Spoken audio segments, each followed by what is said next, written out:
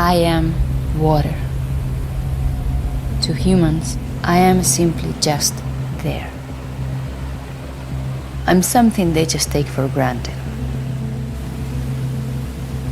But there is only so much of me, and more of them every single day.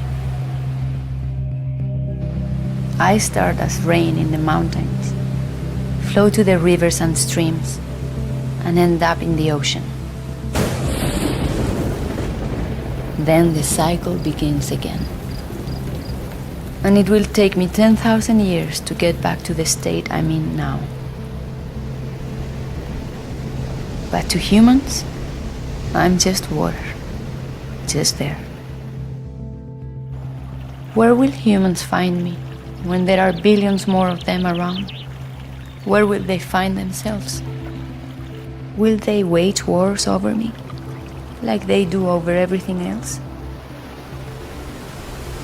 That's always an option, but it's not the only option.